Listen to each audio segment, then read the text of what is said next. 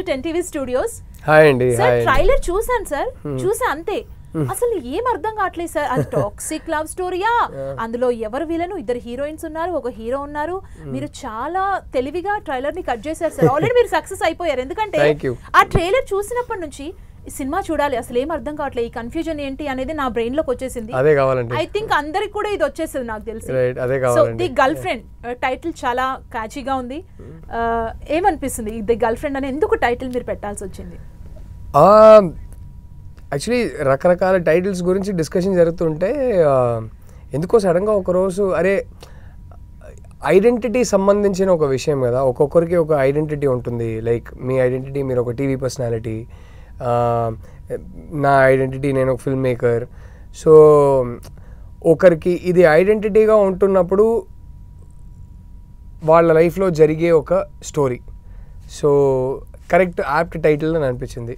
అంటే రష్మిక గారు ప్లే చేసే ఆ భూమా అనే క్యారెక్టర్కి ద గర్ల్ ఫ్రెండ్ అనే టైటిల్ యాప్ట్ ఉంటుంది, ఎందుకంటే తన పాయింట్ ఆఫ్ వ్యూలో సినిమాని చెప్తున్నాం. సో యాప్ట్ అనిపించింది, అందుకే ఆ టైటిల్ పెట్టాం. నాకు ఎందుకో ట్రైలర్ చూసినాక భూమానే అంటే రష్మికనే విలనేమో అనుకుంటే డౌట్ వస్తుంది సార్. ఎందుకంటే అంత కన్ఫ్యూజన్ ఉంది, ఏం అర్థం కాని సిచ్యువేషన్ ఉంది. రకరకాల డౌట్స్ వస్తే మంచిదే. అంటే మాకు ఏంటంటేనండి ఇది ప్యూర్లీ క్యారెక్టర్ డ్రివెన్ డ్రామా అండి. అంటే ప్లాట్ డ్రివెన్ సినిమా కాదు కదా, character driven drama. So character driven drama ఎక్కడో మరీ లీనియర్గా ట్రైలర్ కట్ చేసి ఇది స్టార్టింగ్, ఇది మిడిల్, ఇది ఏంటని చెప్పేస్తే ఆ ట్రైలర్ చూసి సినిమా అర్థమైపోయింది కదా, ఇంకెందుకు థియేటర్కి వెళ్ళాలి అనే సెన్స్ రాకూడదు. అందుకే మీరు ఆల్రెడీ సక్సెస్ అయిపోయారు ట్రైలర్ తోనే. గుడ్, అదే కావాలి. అనిపించింది చూడగానే, మీకు వెళ్ళి సినిమా చూడాలనిపిస్తుంటే హ్యాపీ అండి, అదే కావాలి. ట్రైలర్ చూడగానే నాకు రకరకాల కన్ఫ్యూజన్స్, రకరకాల డౌట్స్, అసలు ఏం అర్థం కావట్లేదు ఆ ట్రైలర్ లో. సినిమా అయితే స్క్రీన్ ప్లే లీనియర్నే. సో మేము కావాలనే కొంచెం ట్రైలర్ని లీనియర్గా కట్ చేయలేదు, కొంచెం ఎక్కడి నుంచి కొంచెం అలా కట్ చేసాము. అండ్ ప్లస్ చిన్న చిన్న మిస్డైరెక్షన్ చేసాము టు కీప్ పీపుల్ గెస్సింగ్. పూర్తిగా మిస్లీడ్ ఎక్కడ చేయలేదు కానీ మిస్డైరెక్షన్ చేసాము. అండ్ బట్ మెయిన్ ఏంటంటే ట్రైలర్లో ఆనెస్ట్గా నిజాయితీగా సినిమా మూడ్ ఏంటి, ఏ టైప్ సినిమా మీరు ఎక్స్పెక్ట్ చేసి రావాలనేది చెప్పేసాం. ఇప్పుడు మీరు థియేటర్కి వచ్చి అంటే ట్రైలర్లో ఇంత ఇంటెన్స్గా ఎమోషనల్గా ఉంటుంది కదా, సినిమా వేరేలా ఉంది కదా అనేది అయితే ఉండదు. ఎస్పెషలీ సెకండ్ హాఫ్ మొత్తం, ఫస్ట్ హాఫ్ అన్ని సెటప్స్ ఆ క్యారెక్టర్ జర్నీస్ ఉంటే second half is extremely intense and very very డ్రమాటిక్లీ emotional. So అది నిజాయితీగా చెప్పేయాలి, ఏ టైప్ సినిమా ఎక్స్పెక్ట్ చేయాలనేది నిజాయితీగా చెప్పేద్దాం. బట్ స్టోరీ పరంగా కొంచెం ఆడియన్స్ని గెస్సింగ్ గేమ్లో పెడదాం.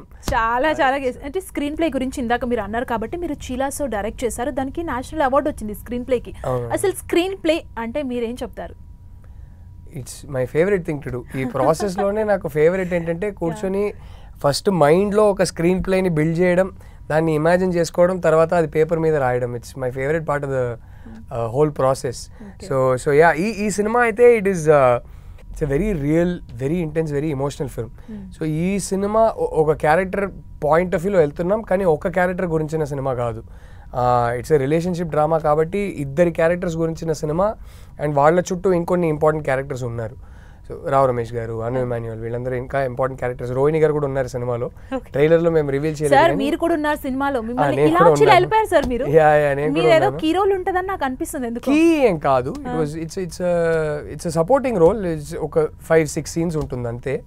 బట్ యా అది సో నేను కూడా ఉన్నాను. బట్ సో ఇద్దరి క్యారెక్టర్స్ మధ్యలో జరిగే ఒక స్టోరీ, బట్ దాన్ని ఒక పాయింట్ ఆఫ్ వ్యూలో చెప్తున్నాం. సో అది ఈ స్క్రీన్ ప్లే గురించి మీకు చెప్పాలంటే.